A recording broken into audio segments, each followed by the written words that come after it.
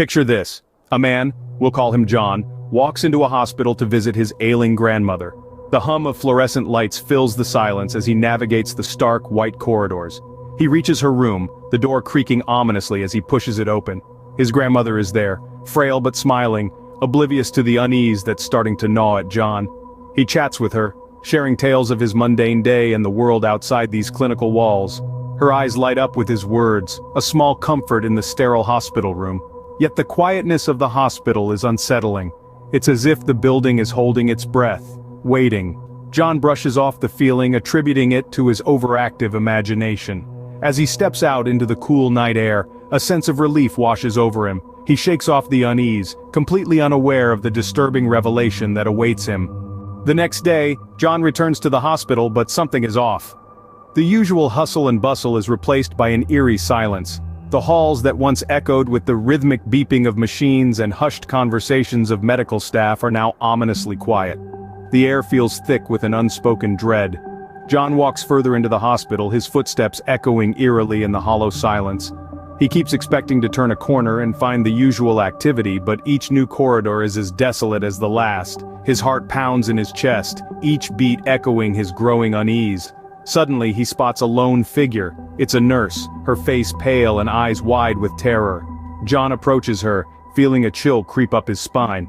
The nurse reveals a horrifying truth. There's been an outbreak. A deadly virus, swift and ruthless, has taken hold of the hospital. She explains, her voice shaking, that everyone except John's grandmother has been infected.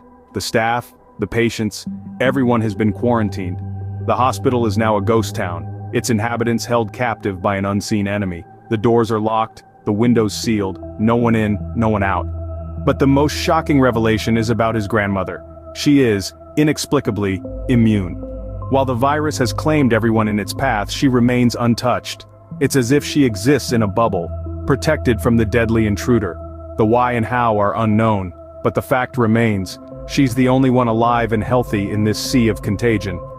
John stands there, the weight of the nurse's words sinking in. He's now trapped inside a hospital taken over by a deadly virus. The only other uninfected soul is his grandmother, a frail old woman with an inexplicable immunity. With this chilling revelation, John is left in shock, trapped in the hospital with an unknown virus. The future is uncertain, the past irrelevant. All that exists now is the unsettling present, a reality that is stranger and more terrifying than any nightmare. John, trapped inside the hospital, decides to confront his grandmother. With a heavy heart and mind teeming with questions, he charges towards her room. The hospital's cold, desolate hallways echo with his footsteps, amplifying the dread that holds him. Upon reaching her room, he bursts in, demanding answers, his voice echoing through the sterile silence. His grandmother, a frail figure wrapped in a sea of white sheets, looks back at him with eyes filled with regret and fear. She confesses, her voice barely a whisper, that she knew about the virus, about the danger it posed. She confesses that she didn't tell him, not because of some sinister plot, but because she was lonely, terrified of facing the end alone. John is taken aback, a mix of anger, betrayal, and sympathy washing over him.